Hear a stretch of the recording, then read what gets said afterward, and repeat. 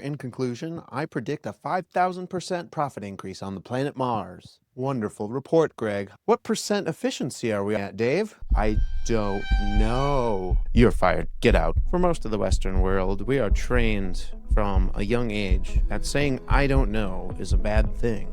That's how you fail classes. That's how you flunk. If you were to write I don't know on a test, that's an F. If a teacher calls on you and you say, I don't know, they look at you with disappointment. We've learned very quickly that the goal of life is to have an answer. Then, when we go out and enter the workforce, we carry that same trauma and that same urge to have an answer with all of us. We get hired because we're the expert.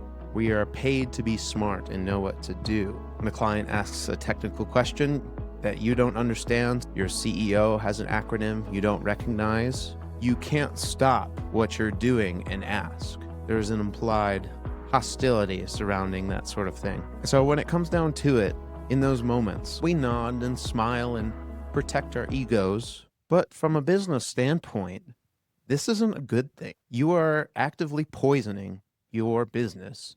Have you ever sat in a meeting and you look around the room and everyone is nodding and everyone looks so serious, invested, and they look like they know what this person's talking about? I call this the nodding head epidemic. You've been to a meeting like this.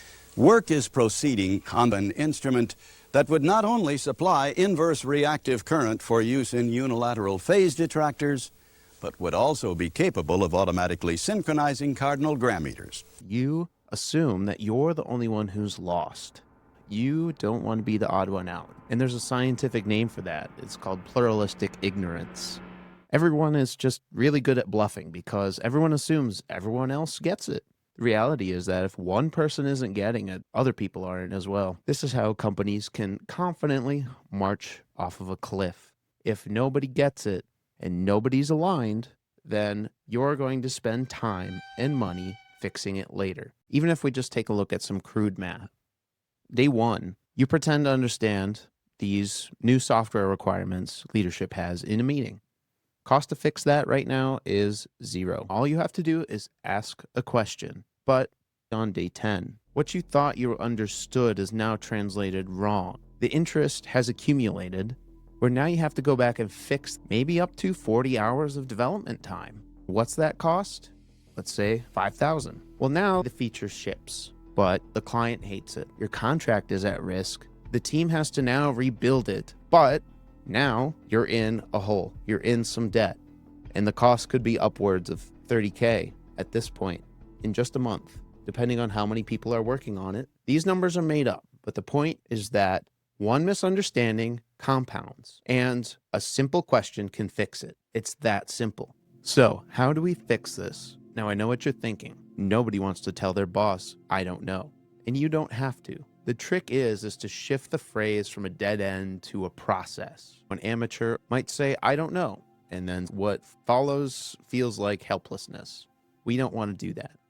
As professionals, we say, I don't know the answer to that right now, but let me go research it and I'll have an answer to you by end of day. You're trading an answer for the process you're going to do to find it out and move on. And that is leadership. And that's what people want to see. Going even one step further, if you're managing a team of people, you can employ what's called the stupid question clause. As a leader, you can be the one that's driving the questions. So you can start the next meeting by asking the dumbest question in the room. You take that hit as a leader, you ask a dumb question, but that warms up the room. It basically gives the team permission to ask. And that's very important. That's how you stop this debt of knowledge before it even starts. What I would say to avoid is the broad strokes policy. And what I mean by that is saying, the broad, hey, does anybody have any questions? Or feel free to ask any questions. Nobody will, right? You fall into the same trap of nobody wants to look stupid. Nobody wants to be the one person asking the question in the room, right? You're going to have the same problem. There's definitely better ways to do it. Just remember, smart companies aren't filled with people who know everything. They're filled with people who are obsessed with getting to the truth and executing the process to get to the truth. Even if that process reveals what they don't know, it's that they feel comfortable enough to say that they don't know, but they'll find it. And that helps you move forward. and that helps the whole team come to an understanding about what needs to get done. Dying companies are filled with people pretending to have answers. I can't tell you how much time and money has been wasted at startups I've worked at just because people thought they knew what they knew. And if they did a simple little research, few hours, then we could have saved a lot of time, a lot of money. So establishing that as a core of your business is paramount. If you like this video, please subscribe. Now, faking intelligence is bad, but hoarding intelligence is even worse. If you have a person in the company that knows everything but refuses to write it down, you could be in a hostage situation. And in one of the next episodes, I'll break down exactly how to solve that right here. So stay tuned.